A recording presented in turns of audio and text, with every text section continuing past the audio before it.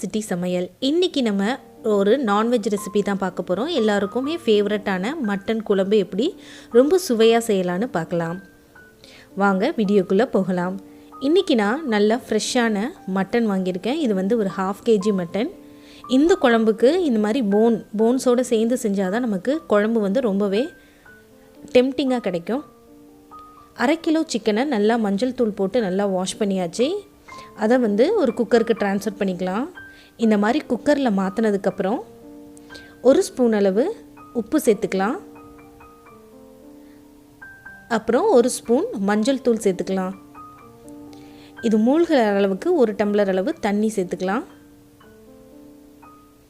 இதை வந்து க்ளோஸ் பண்ணிவிட்டு ஒரு 8 விசில் வச்சு எடுத்துக்கலாம்.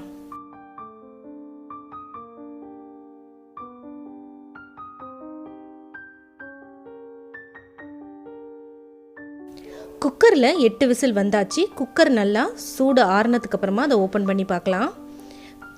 மட்டன் பீசஸ் எல்லாமே நல்லா அருமையாக வெந்திருக்கு.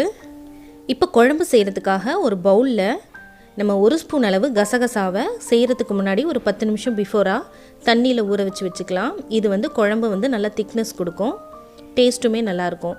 இப்போ இந்த பிளேட்டில் பார்த்திங்கன்னா ஜீரகம், சோம்பு, பட்டை, ஏலக்காய், கிராம்பு, கொஞ்சமாக 1 ஸ்பூன் மிளகு எடுத்துருக்கோம்.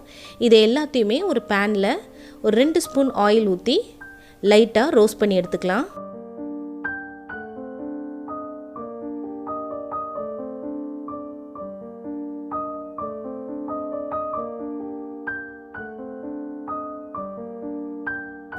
நம்ம போட்ட ஸ்பைசஸ் எல்லாம் நல்லா வதங்கியாச்சு. இப்போ வந்து ஒரு பெரிய வெங்காயம், இதை வந்து ரஃப்பாக தான் சாப் பண்ணியிருக்கேன்.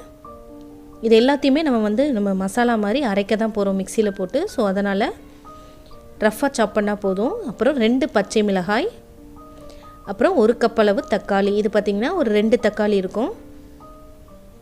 இது எல்லாத்தையுமே சேர்த்து நல்லா வதக்கிக்கலாம்.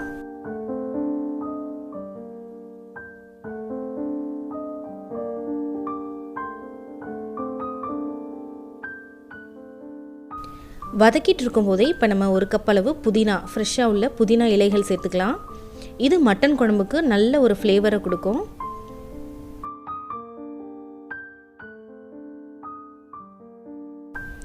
இப்போ ஓரளவு நமக்கு நல்லா வதங்கியாச்சு. இந்த ஸ்டேஜில் நம்ம துருவிய தேங்காய் பூ சேர்த்துக்கலாம். இதையும் போட்டு வெங்காயம், தக்காளி அந்த புதினா இலைகளோடு சேர்த்து நல்லா ஒரு டைம் மிக்ஸ் பண்ணி விட்டுக்கலாம்.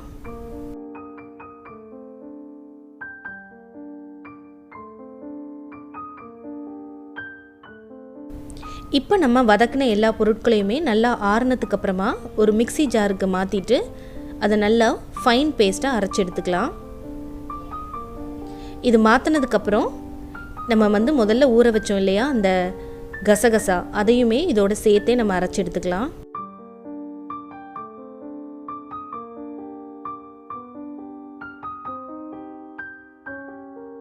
இந்த மாதிரி ஃபைன் பேஸ்ட்டாக நம்ம அரைச்சி எடுத்தாச்சு. இப்போ நம்ம குழம்ப தாளிக்க ஆரம்பிக்கலாம். ஒரு பேனில் தேவையான அளவு எண்ணெய் சேர்த்துக்கலாம். எண்ணெய் நல்லா சூடானதும் 1 ஸ்பூன் அளவு சோம்பு சேர்த்துக்கலாம். சோம்பு வந்து நல்லா பொரிஞ்சு வரணும். பொரிஞ்சதுக்கப்புறம் சின்ன வெங்காயம், இது வந்து ஒரு 10லேருந்து 20 சின்ன வெங்காயம், இதையும் நல்லா சேர்த்து ஒரு பிடி அளவு ஃப்ரெஷ்ஷான கருவேப்பிலை சேர்த்துக்கலாம். நான் போட்டு அரைக்கும்போது பார்த்திங்கன்னா இஞ்சி பூண்டு சேர்க்கலை. இது மாதிரி இஞ்சி பூண்டு விழுது இந்த எண்ணெயில் வதக்கும்போது குழம்பு இன்னுமே நமக்கு நல்லாயிருக்கும், ஃப்ரெஷ்ஷான ஃபீல் தரும். இது எல்லாமே நல்லா வதங்கணும். இப்போ நம்ம அரைச்சி வச்சுருக்கோம் அந்த விழுதையும் இதில் எல்லாத்தையுமே சேர்த்துடலாம்.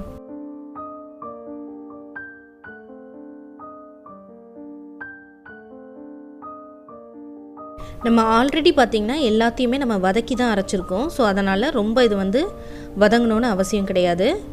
லைட்டாக 2 டைம் இது மாதிரி மிக்ஸ் பண்ணிவிட்டு தேவையான அளவு மிளகாய்த்தூள் சேர்த்துக்கலாம். இது வந்து வீட்டில் அரைச்ச குழம்பு மிளகாய்த்தூள். நம்மளோட ஸ்பைசஸ் எல்லாமே நம்ம வதக்கிட்டோம். மிளகு, கிராம்பு, ஏலக்காய், சோம்பு இதெல்லாமே நம்ம ஆல்ரெடி நம்ம வதக்கி அரைச்சதுனால வெறும் மிளகாய்த்தூள் மட்டும் சேர்த்தா போதும். இந்த குழம்புக்கு தேவையான அளவு தண்ணி சேர்த்துக்கலாம்.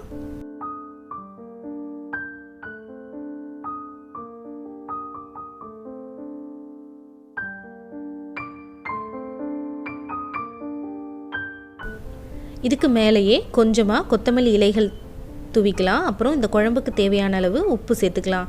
ஆல்ரெடி மட்டனில் நம்ம உப்பு போட்டு வேக வச்சுருக்கோம், ஸோ பார்த்து சேர்த்துக்கோங்க. இது ஒரு 10 நிமிஷம் நல்லா குழம்பு கொதிச்சு வரட்டும்.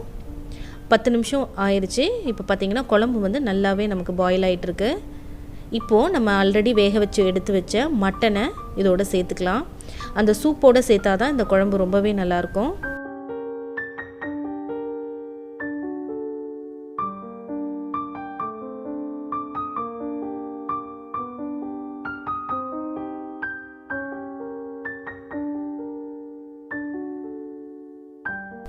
இந்த மட்டன் வேக வச்ச மட்டன் ஆட் பண்ணதுக்கப்புறமா குழம்பு ஒரு 10 நிமிஷம் நல்லா கொதிக்கணும்.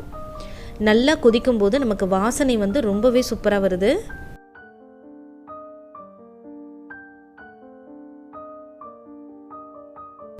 இந்த மாதிரி மட்டன் குழம்பை நீங்கள் ஒரு டைம் வீட்டில் ட்ரை பண்ணிங்கன்னா கண்டிப்பாக அடுத்தடுத்து இதே மாதிரியே தான் நீங்கள் செய்வீங்க.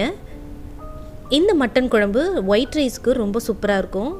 இட்லி, தோசை, சப்பாத்தி, பரோட்டா இது எல்லாத்துக்குமே ஒரு அட்டகாசமான காம்பினேஷனில் இருக்கும் உங்களுக்கு.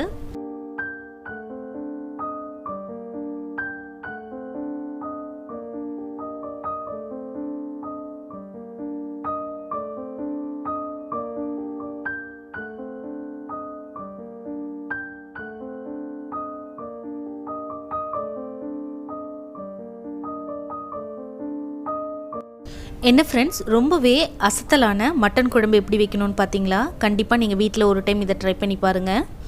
இந்த வீடியோ உங்களுக்கு கண்டிப்பாக பிடிச்சிருக்கோன்னு நம்புகிறேன். இந்த வீடியோ உங்களுக்கு பிடிச்சிருந்துச்சுன்னா லைக் பண்ணுங்கள், உங்கள் ஃப்ரெண்ட்ஸ்க்கெலாம் ஷேர் பண்ணுங்கள். மறக்காமல் நம்ம சேனலான சிட்டி சமையலையும் சப்ஸ்கிரைப் பண்ணுங்கள்.